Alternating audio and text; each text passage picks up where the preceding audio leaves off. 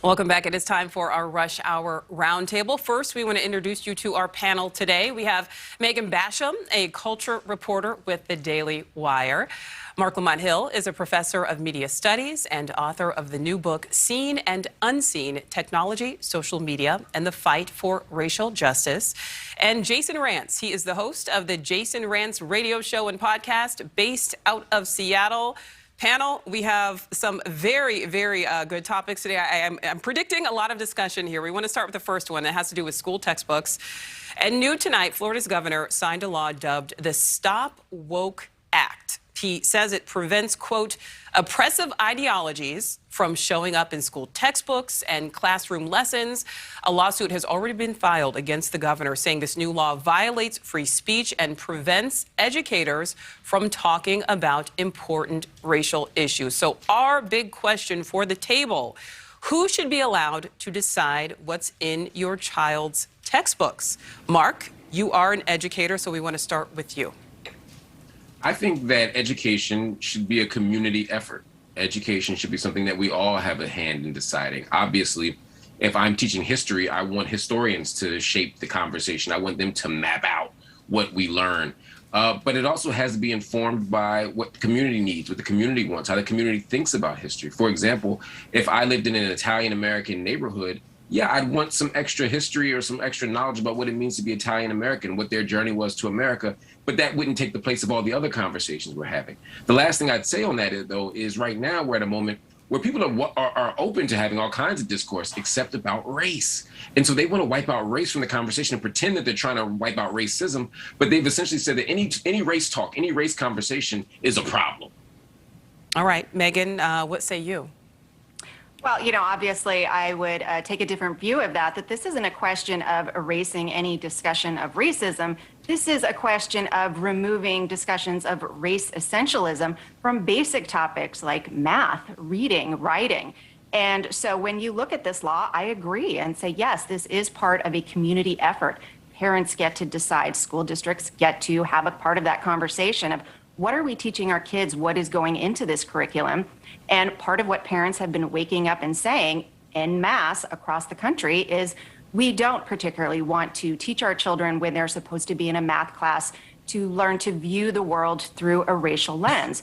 And so the point is, what are they supposed to be doing when they're in math class? Are they supposed to be looking at charts that, DeSantis's administration has released some of the material that was in these textbooks, and some of them are in math classes teaching that if you're older or if you associate with a particular political party, you are more likely to have a certain racial bias. I don't think that is the purpose of math class.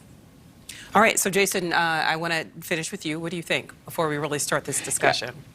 Look, nonpartisan educators alongside with parents and local officials should be the ones shaping what's going to be taught, the textbooks that are there. I certainly agree that it has to be a community effort that's based in good faith and also based in facts. And I think that's where the problem lies. No one is saying that we should be talking about race in classes. No one's talking about erasing history. What we're simply saying is that we shouldn't be using a very specific left-wing lens to frame the conversations. Now, when it comes to math class and things like that, well, yes, of course, people are saying we shouldn't be talking about race and racism or gender or anything outside of math in math class. And that's not particularly controversial. And if we have a general understanding, or at least an agreement that the community should be coming together and making these decisions, okay, well then we shouldn't be having this conversation. It's not actually controversial because I think people are speaking pretty clearly on this.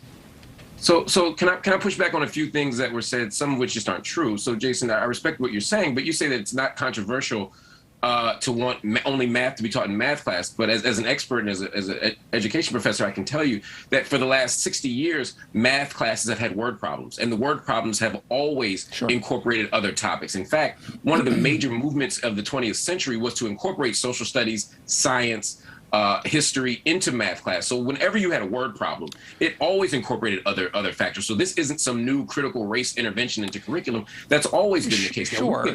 We can have a conversation about what the specific content is, and I think I can concede that certainly that's ideological, to be sure, but I don't want to pretend that suddenly, leftists are the first people to bring other topics into math class. That's just not true. And as far as the other, I don't know if anyone's arguing that, Mark. But I mean, with respect, I don't think anyone's actually arguing that aspect. Certainly, we've had math classes that have English in them, and they are written. No, but they're always ideological. Is my point, Jason. But Jason, my point is that they're always ideological. It's not just that there's always other topics. It's that they're always ideological. When I say, but for they example, haven't always been ideological. Yeah, I'm not sure about that.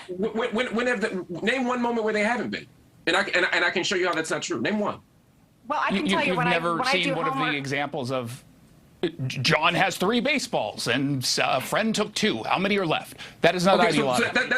That's a perfect example of what I'm talking about, right? When you say John has 3 baseballs, that in and of itself is a particular American-centered model, and and the fact that people play baseball or hockey or soccer or whatever, yeah, absolutely, I'm agreeing with you. I'm not saying that that's problematic. I'm just saying that all of these things are ideologically weighted. The idea of choosing baseball versus basketball, or saying I rode on a yacht versus a public transportation bus, speaks to certain class and racial and geographic markers. There's always something at stake. Some are more extreme than others. I'm not trying to make a straw man here, but there's certainly is always an ideological thing at stake here, and that's what we have to talk about when we talk about school. We have to make choices, and I'm not saying that we shouldn't make choices. I'm saying that the particular choices that are being made when we bring race into the conversation, it's not racial essentialism. It's not demonizing white people. It's not doing any of those things. It's trying to have a rich conversation about the role and history of race in America. And sometimes, are there people who go too far? Sure. I'm not saying that every example is a good one, but we absolutely can't sign legislation that knocks it all off the table. And that's I want to jump in here because, what is a productive way to teach children about race, and who gets to decide, what that litmus test in fact is?